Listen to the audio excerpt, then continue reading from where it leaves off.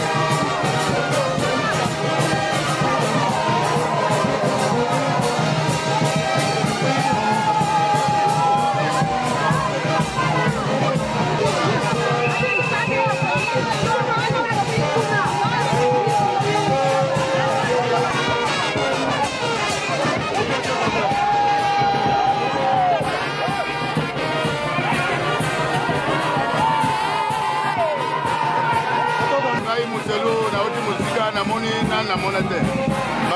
bameka me oyo tomoni lelo beton eza makasi ok beton eza makasi eza motelo ngomba mabe ayaki amoni mpe animi yo azoyebisa yo nano oyo eza ebandeli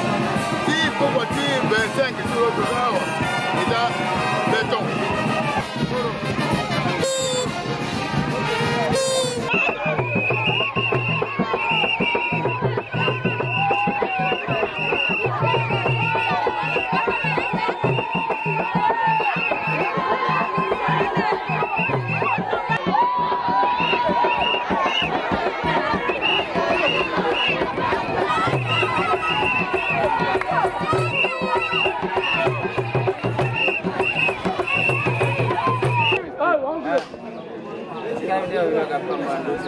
tozoyinda mabe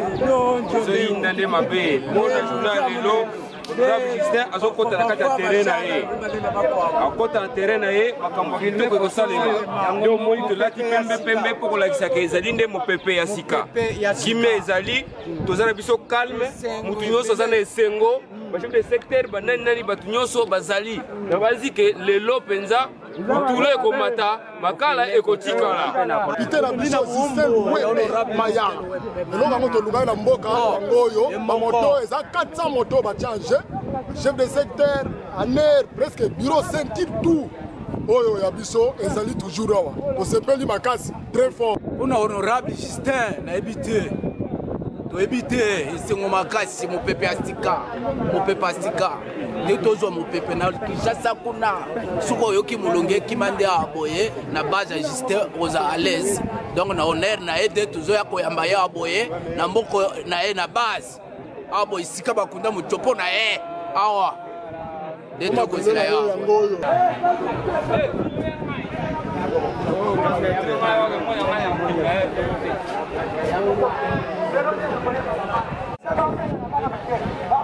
filme ngai ba ke mona ngai na kinde pe cameraman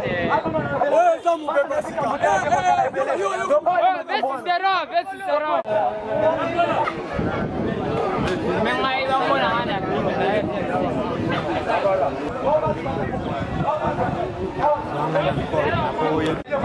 Menelo nazoyamba na ala ka RTPD na bimaka bongo bino moko bokoni na koleta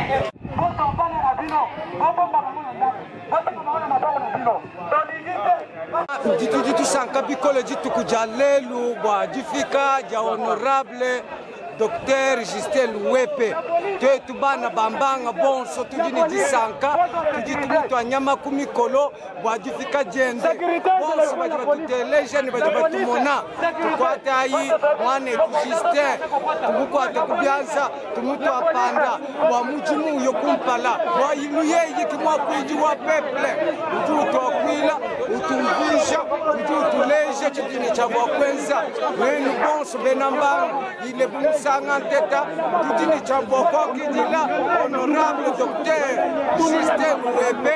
disanga tumwela kalumbanji wa malu onso tie mwakula munda mwa parlement mema kakuna munda jubila iwangandu Nicolas Chambouyi tujunu leja mwase tusanka ibonso ni mwane tu honorable docteur Justin Luwepe tumukumina ibikashi tumwela ikalumbanji wa malu onso ajiye mwakula bwalo bwa territoire wetu wa Ilebo bopa mone province wetu wa Kasai musanga ntete na kumwela tosakidina bonso baje batuteleja muchikundu echi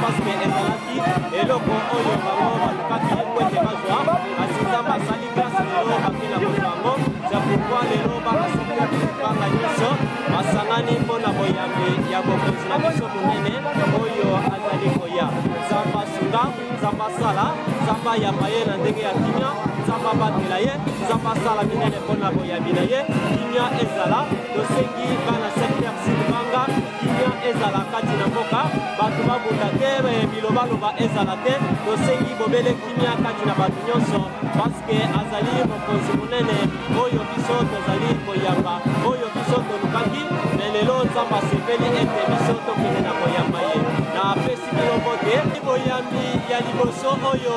bana secteur sud banga bakela kobongisa mpona koyamba honorable Justin Luwepe eza mbala liboso ya biso komona mululu ya boye na secteur sud banga ezali mbala liboso ya biso komona boye nano totikala komona te baleke bakonzi ebele basi baleka kati na boye esika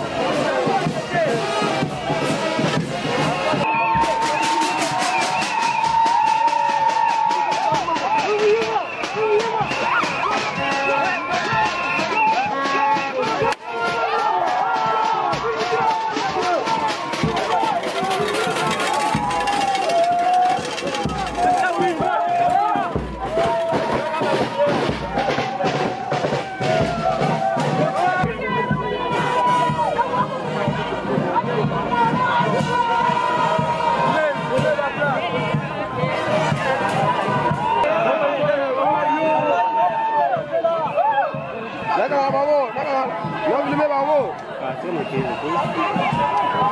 Oh, c'est du bas.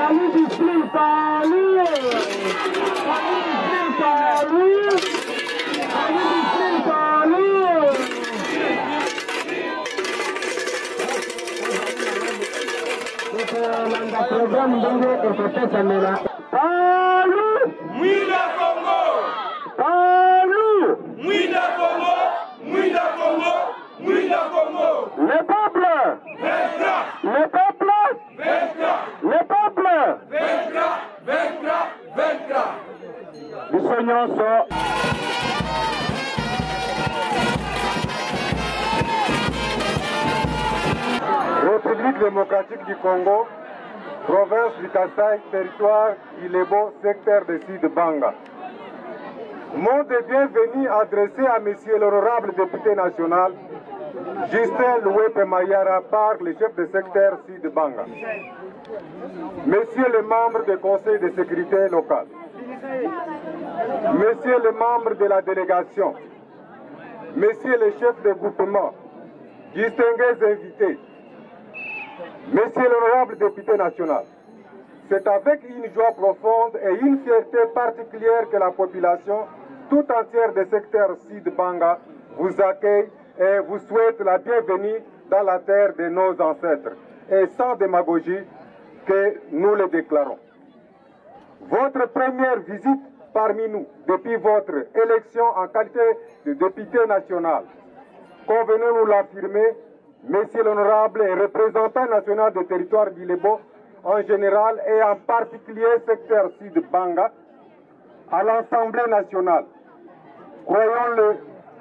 vous serez attentifs aux difficultés de votre base. Monsieur l'honorable député, le grand souci qui anime les fils et filles des secteurs Sud-Banga est d'être unificateur de tout ce monde sans distinction de tribus ni clans. Soyez multiplicateurs, rassembleurs et non diviseurs.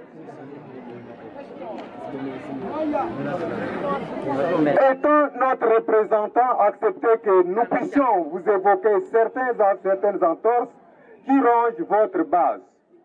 L'enseignement à Banga semble devenir une institution personnelle de gestionnaire, où l'on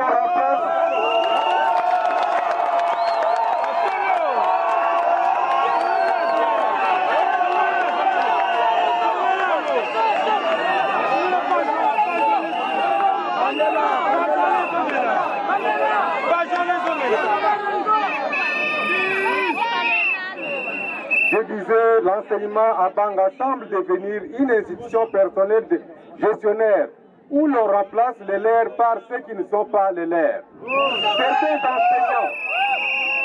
Certains enseignants nouvellement payés avaient perdu le salaire d'un mois au bénéfice des gestionnaires. Ne pouvons-nous pas faire allusion aux antivaleurs que combattent le président de la République démocratique du Congo, son Excellence Félix Tshisekedi Tshilombo. Monsieur l'honorable député national, que deviendront alors ceux-là qui n'ont pas les représentants dans ce domaine? Pensons que cet élément sera pris en compte pour un débat lors de vos plénières à l'Assemblée nationale. Monsieur l'honorable député, votre passage au secteur Sud-Banga nous apportera un soulagement, car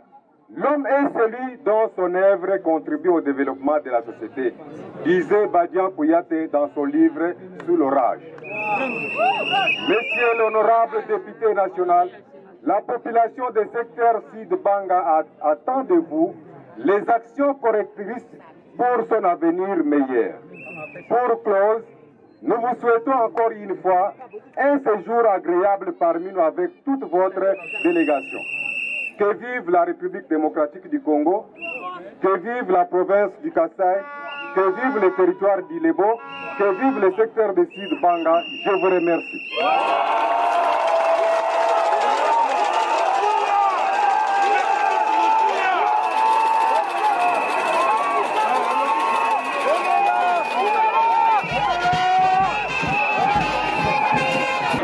Hollanda, mot de circonstance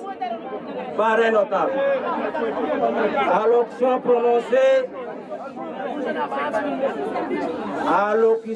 prononcée à l'occasion de l'arrivée de l'honorable député Justin Louepe en vacances parlementaires à Banga. Honorable député national, avec l'expression de nos hommages les plus déférents aux membres de la délégation, Monsieur le chef de secteur Sud-Banga, Monsieur le commandant de la PNC SIAT de Sud-Banga, Monsieur le chef de poste de l'Agence nationale de renseignement de Sud-Banga, Monsieur le chef de groupement représenté, révérend pasteur de toutes les confessions religieuses, chers notables de Banga en général, distingués invités à vos titres et qualités respectifs, à ce jour qui rassemble les filles et les fils de Sid Banga est un moment de grande portée, un jour indescriptible et surtout un grand jour qui augure la confiance vous accordée par la population d'Ilebo en général et de Sid Banga en particulier. Certes, avant toute chose, rendons gloire et grâce à l'Éternel Dieu, maître du temps et des circonstances, pour vous avoir soutenu, assisté pendant la période caractérisée par plusieurs obstacles durant la campagne et aujourd'hui député national par sa propre miséricorde. Nous osons croire de remercier de vive voix cette même population de Banga pour ce geste de bravoure qui vous a soutenu et qui continuera à vous assister sans faille dans les jours à venir. Honorable député national, les vacances parlementaires sont une disposition constitutionnelle, un impératif pour chaque élu du peuple qui respecte ses engagements avec sa base. Aujourd'hui, vous venez de prouver à la face du monde que vous êtes déterminé à sceller ce mariage avec la population d'Ilebo. Qu'il vous plaise de visiter toutes les entités sans complaisance. Et présentons nos félicitations pour votre première visite à Banga. Honorable député national, les prérogatives ultimes d'un député, personne n'a qualité de vous rappeler, car en dehors de légiférer les lois, il vous revient aussi de récolter les doléances, les préoccupations majeures de la base, afin de les transmettre au bureau de l'Assemblée nationale pour des solutions appropriées auprès du gouvernement central. Cela étant, la population de Sid Banga révèle quelques préoccupations qui nécessitent votre intervention de manière mesurée afin de trouver des solutions efficaces. En l'occurrence, 1. Les bureaux administratifs du secteur Sid Banga en état de délabrement avancé et critique. 2. L'hôpital de référence de Bangalobaka éprouve d'énormes difficultés en lit, matériel d'opération chirurgicale et en infrastructures modernes. L'eau étant l'élément qui assure la vie d'un peuple, par vos contacts, Banga mérite l'adduction d'eau et courant pour desservir sa population. Car, dit-on, l'eau c'est la vie. 4. L'obtention d'un arrêté des institutions supérieures techniques, surtout l'ISC Sid Banga, l'ISAM et autres. 5. L'engagement une fois l'occasion saisie. L'engagement des agents une fois l'occasion saisie dans des entreprises, des bureaux au niveau national, provincial et local, sans discrimination ethnique, tribale, moins encore clanique. 6. Solliciter auprès des fourneurs l'entretien des routes des recettes agricoles dont les axes ci-après. 1. Banga Kaungola. 2. Banga Mapango Basongo Ilebo. 3. Banga Mashashana Mibalaye Njoko Punda. 7. La réhabilitation de la Cadeco, car Banga ne dispose d'aucune agence pour ces transactions commerciales. 8. Quant à l'habitat, la population du secteur Sid Banga vous demande de prendre contact avec des grands opérateurs économiques pour l'ouverture d'un grand dépôt de matériel de construction. Eu égard de ce qui précède, la population de Sid Banga vous souhaite un agréable séjour sur la terre de nos ancêtres et que vos actions à mener suscite un espoir de développement durable et palpable à travers le territoire du Lebo en général et du secteur Sud-Banga en particulier. Que Dieu Tout-Puissant vous assiste et vous protège durant l'exercice de votre mandat. Que vive la République démocratique du Congo, que vive l'Assemblée nationale, que vive la province du Kasaï, que vive le territoire du Lebo, que vive le secteur Sud-Banga. Nous vous remercions.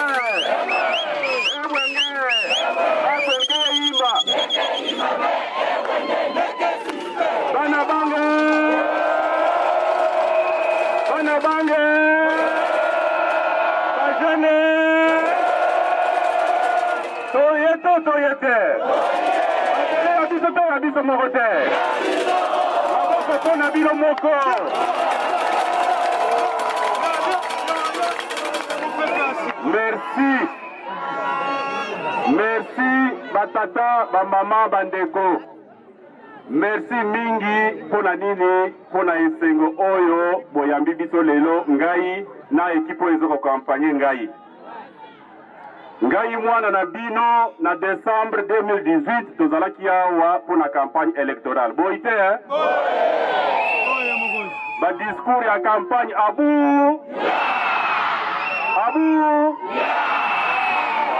awa toto ngabanga nabi toto ngabanga nabi awa toye lisusu makambo ya campagne électorale te maloba ya campagne électorale nyonso tobosani yango boite hein? Na ye na kati ya banga na bandi na Ilebo na komi na basongo na bapangu ba oyo bazana ba telefone balandaki akei ndenge ezalaki boite na kishilele balobi ngumbembe wa mwana nyoirenki yose ngembani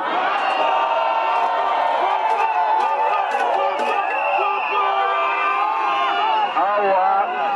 toye na vacances parlementaires. Vacances parlementaires oyo toye ya liboso pona pesa bana Ilebo en général, bana ya banga en particulier, merci. Merci pour la nini, tozalaki plus de 80 candidats na élection ya décembre 2018. Tubanda kuwela kiti misatu. Bino bana ya Ilebo en général, bana ya Banga en particulier, bupunaki na kati ya ba député misatu, mwana na bino Justin Luwepe oyo azoloba na bino.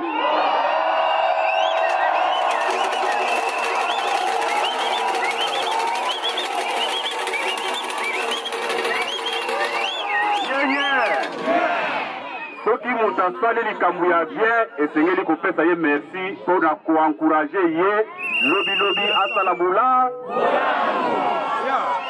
Raison ya voyage na ngai ya liboso nde yango wana naye kopesa bino merci. Komipetela bino moko maboko.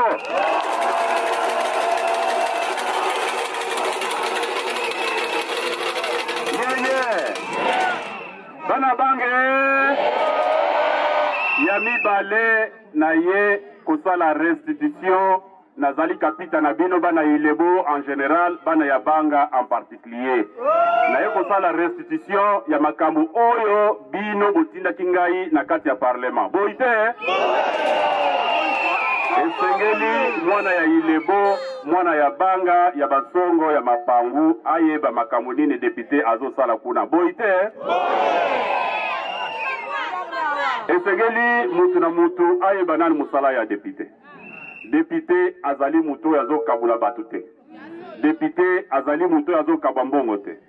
Député azali mutu yazo sala mibeko poto kambamboka na biso boite.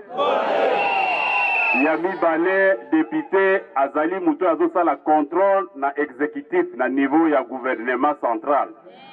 De manière à ce que toyeba batuana bazo sala musala ndenge ni ya misatu ndenge na lobby nazali représentant ya peuple congolais. Awa bino bopesaki nga mandat ya député national. Naza mutu ya mboka moko, mutu ya clan moko. Est-ce que naza mutu ya Bamako? Naza mutu ya Ibundula, mutu ya Bushongo, ya Ibombo, naza mutu ya Ile, naza makambo ya Ile. Yango wana na yebisi bino ke makambo ya campagne tobosani. Soki parmi biso nyonso awa ezana mutu oya mona ke toleze ye tosengi ebuli awa totala direction moko po totonga Ilebo na bi totonga Banga na bi voilà bino bana ya Banga totikala na distraction te. Justin asala batu te yo mutu ozoya na ba division place na yo ezali awa yo mutu ya songi place na yo ezali awa tozali mutu moko bana ya territoire moko ya secteur moko ezala mutu ya Ibombo mutu ya Ngandade ya Bamako ya Moloka ya Kanyiwa Nyang toza bana ya mutu moko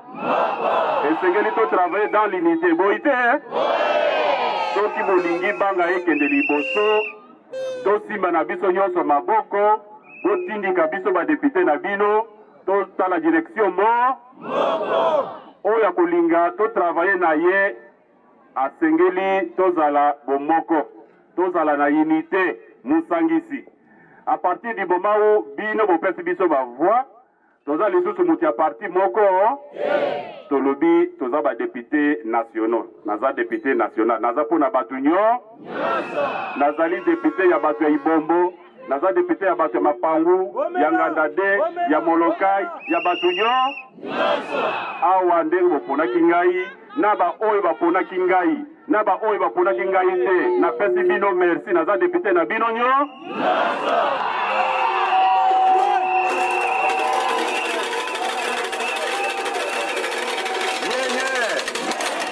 na kati na biso awa tozali bana ya mutu moko nalingi division te oyo muchoko oyo muluba oyo mushilele makambo wana abu mutu ya Ibombo mutu ya Kanyinga mutu ya Bushongo abu bana ya tatamo mamamo mboka na biso tata na biso mama na biso territoire ya Ile eloko nazosenga bino bolongwa na ba division inutile okotika la kotoyoka soni pamba yo mutu olingi division na kati ya bato bamboka oyo tovandi ezala bavoisin na biso. Par exemple ozwi Molokai na centre ozwi Semko Ngandi mboka nyonso na bavoisin toza bato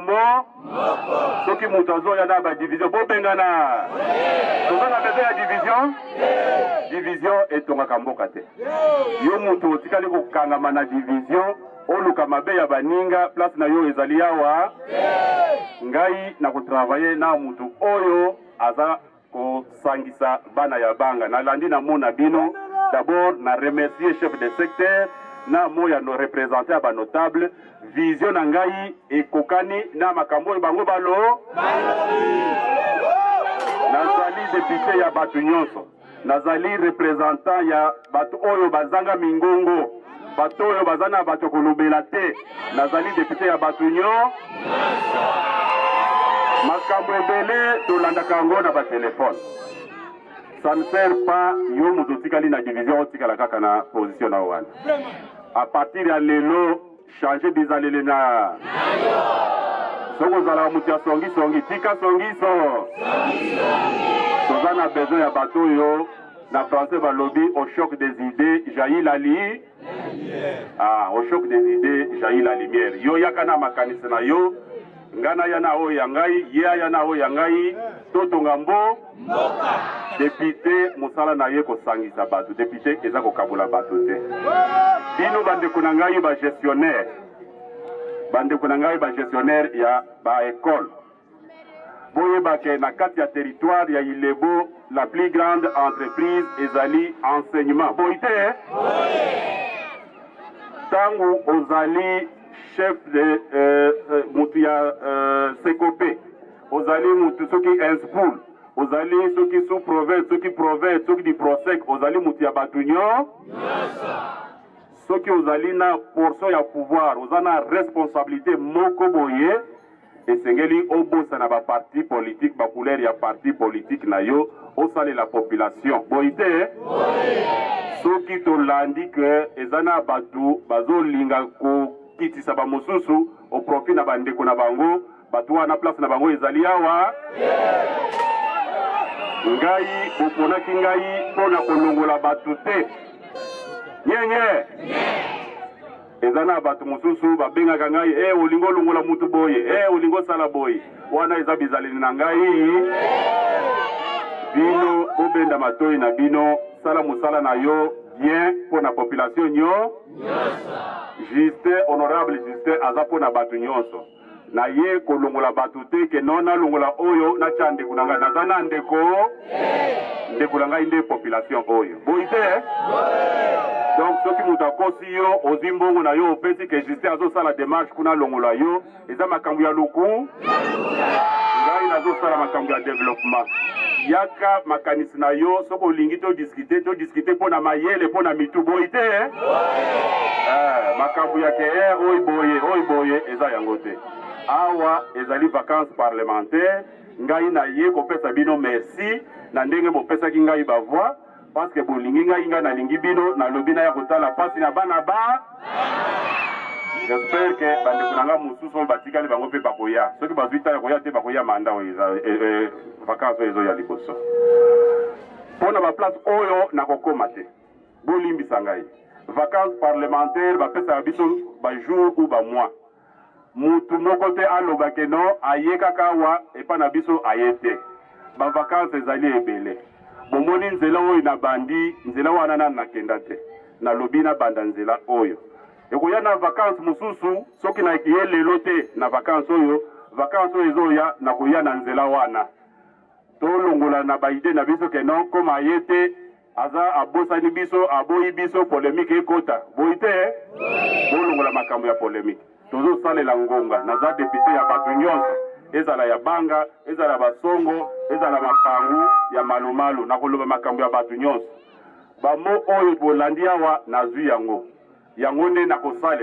nakosala oyo bino bokoyebisa ngai nasala nakosala te oyo bino bokolinga te boite parce que soki bino boza te ngai mpe nakozala alors lelo tokomi bosepela bobina me nazosenga bino unité bino botika makambo soki ozali par exemple mboka X na mboka Y bozala ba problème botika kokende mbangu na ba parquet bozosilisa bibwele na bino pamba bozwa bibwele wana boboma bolia po santé ezala kito biso toyebi ke bakoko na biso batikela biso arbre de parole soki problème ezali entre deux mboka esengeli banotable bovanda to boya kokuta na bakonzi bosolola avant bokende na baparke boite a partir ya lelo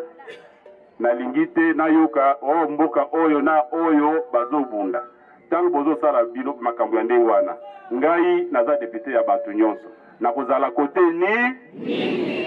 nalingi unité makambo oyo nazoloba bolandelanga makambo na ngai pas à pas ekozala kaka yango ti fe ya manda na ngai boyi te nazali depute ya bato nyonso bagestionnaire tomeka kosala mosala ndenge elongo bane soki lobi to bane mosusu bobanda kosala olongola moninga otya ndeko na yo a partir ya lelo tika bizalele wana soki nayoki ngai nakokota na motu na likambo wana boyi te napesi bino une fois de plus merci programme bapesi déjà tozali na ONG solidarité Ilebo contre la pauvreté ezali ko se définir na plusieurs dimensions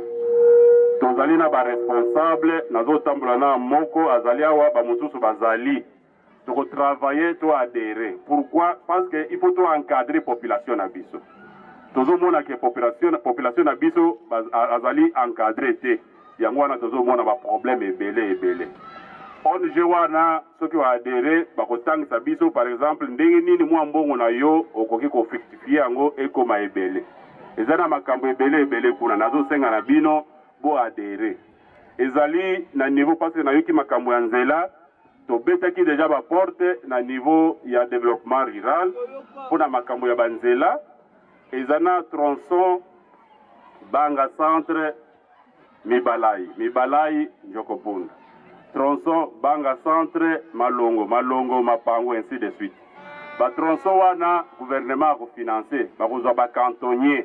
esengeli mutu na mutu asala musala kozela te mutu nde akopesa yo député mutu akopesa yo te député azana eloko akopesa yo te député aza mutu asala mibeko aloba pona yo mais yo po kombola lupangu na yo député de mutu ya kosala te soki chef de secteur balobi tosala salongo esengeli tosala salongo boite alors bato wana lere bakoya tokoidentifier baoyo bakolinga kosala cantonnage manuel ils seront payés bakozala prise en charge par le gouvernement tozali kolandela dossier wana mpona makambo ya mai ezali préoccupation na ngai ya mikolo nyonso natindaki bato bazwaki bacoordonné tozali na négociation bapartenariat na bato ebele tokotala ndenge nini tokotrouve solution ngai par na ngai ezali oyo nakomona ya bien epa baninga na bundi po awa na banga pe eya boite bolandaki na bilili ndenge nalobaki musala ya député yango wana nalobaki makambo ya banzela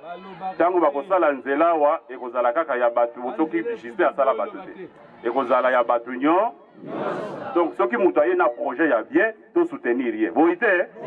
parce que soki bo soutenir te bolobi ye ngai te ngai kuna te mutu ya boye projet wana tokolongola ko tokena ngo kote mosusu biso nde tokozala perdant boite ba jeune soki nga na komi lelo naza jeune lokola bino bo soutenir ngai na soutenir bino boite bino ba jeune osima ngai ndenga na simbi alors tango ba projet ezoya tomeka ko aider bato wana bazoya kosala biso misala nalobi te ke nasali ba promesse nga nasala ba promesse moko nalobi nazokende kobunda ndenge bamibale babundaka kuna place bazwaka babiloko boite mais esengeli tozala na respect envers l'état parce que makambo ebele toyoka kuna na banga makambo mosusu bazokosela bino mosusu soki eza ya solo tokoverifie to respecter l'état tofuta bampaka l'état pe ayebake bato na ye bazali abatela bango asala makambo ndenge mibeke ezosenga boite tozala ini na l'état to respecter l'état to respecter ba chef du village to respecter ba ene na biso mais mingi unité na kati ya bamboka totika kolakisa babisep olobi biso tozana bangombe comme basali biso boye tika tokende kofunda bozobebisa bangombe wana pamba bozo bangombe wana boteka botonga baklasse na koloba ebele te baaudience kozala touti mobembe molai makambo mosusu tokosolola ndenge baannonce napesi bino merci mais totravaille mpo mboka na biso ekende libo merci mingi.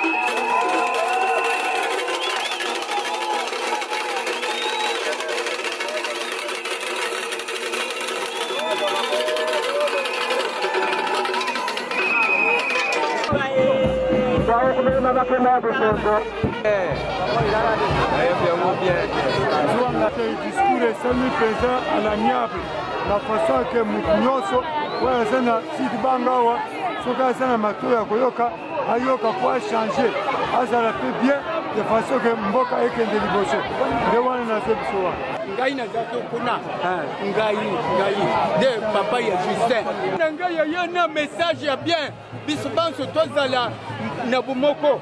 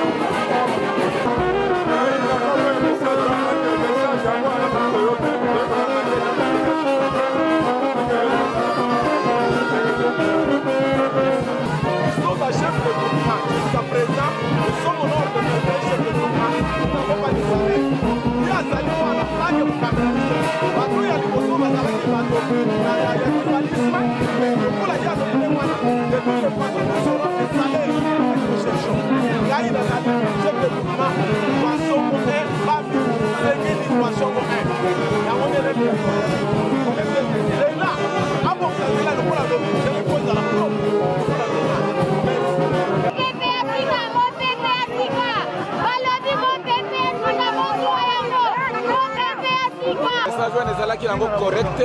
c'est-à-dire honorable tanga yaki asali po asangisa bato nyonso na baoyi bapesaki ya mikanda na baoyi bapesa mikanda esengeli biso nyonso tokota na boîte ya nord tokende elongo biso tozala ini nde misala na ye ekende liboso nde mboka na biso etongama eza mbala liboso kolukaka nde bato ya boye honorable seke aluki na ye bamoko seke alobi aza ndeko ya mutu te seke ye aza mpo na peuple à part ça pa mabe ya te ndenge alobi yango alobi bien eza bien mais ekomaka ndenge achange te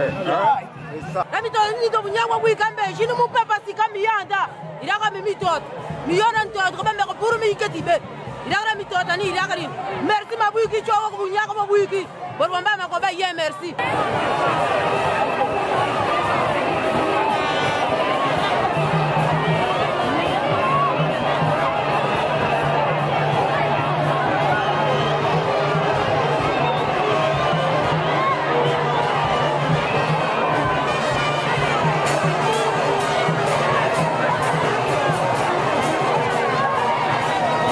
lobika bongo Justin kosangisa batu ndenga boyi ba division ndenga boyi ba promesse ndenga boyi ko promettre batu makambo alobi tozala bomboko pona territoire na biso ilebo pe alobi na kata bamboka tozala ka kimia bamboka voisin tolingana en tout cas mopepa sika akosangisa biso